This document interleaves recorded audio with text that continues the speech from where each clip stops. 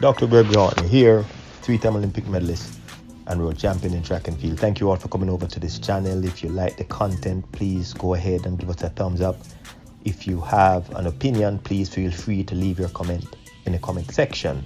Today we're going to talk about Christopher Taylor and his anti-doping case, because there's so many different information being circulated.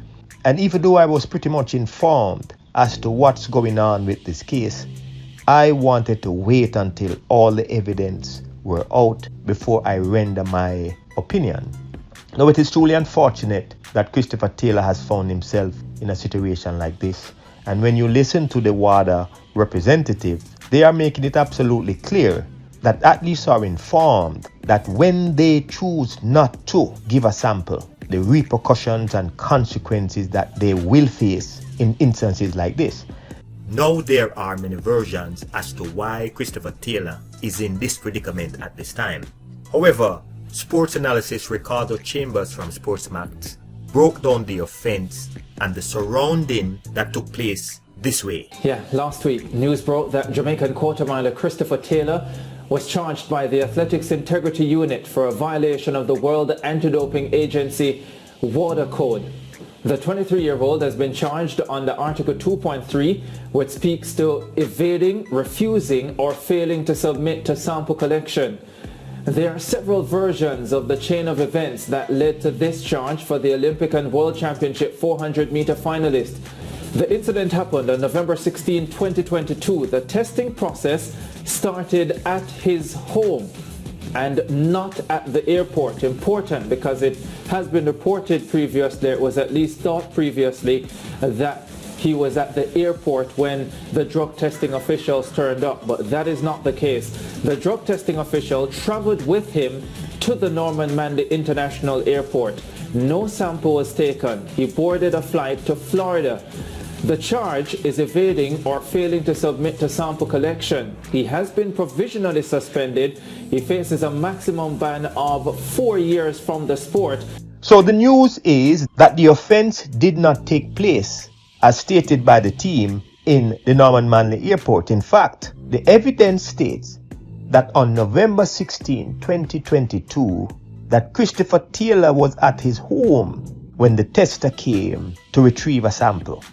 It is stated by the evidence that Taylor was unable to give a sample because he was on his way to the airport.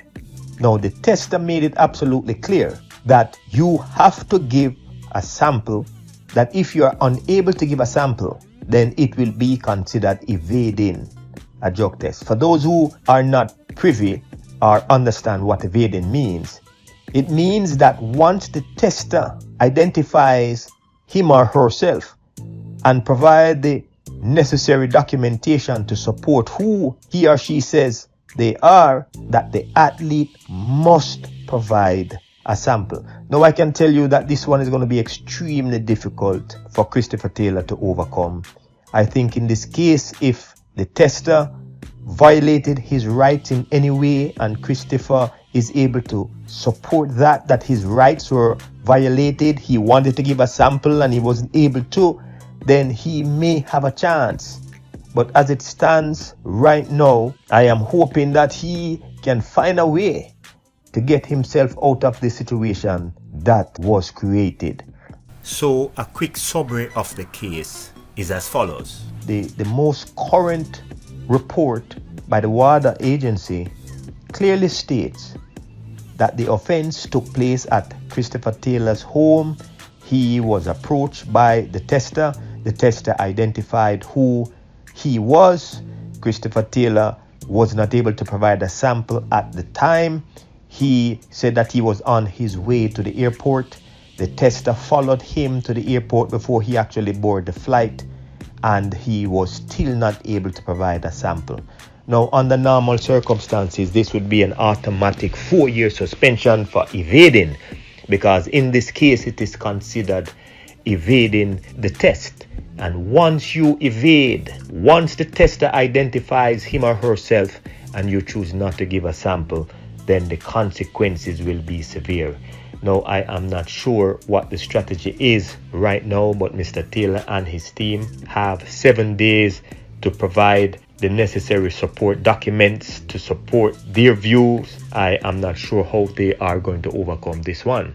I think this is a lesson for all athletes to know that when you find yourself in a situation like this, it is in your best interest to provide a sample, because if you're not able to provide a sample, it will be an automatic 4 years. If you have any evidence to support that your rights were being violated, then you might be able to get off the hook.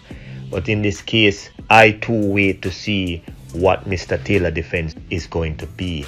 I thank you all for your support, but I want to read your comments in the comment section. Do you think Christopher Taylor can overcome this monumental task? He's now looking at 4 years. I wait to read your comments in the comment section. I am Dr. Gregory Horton. Have a blessed day.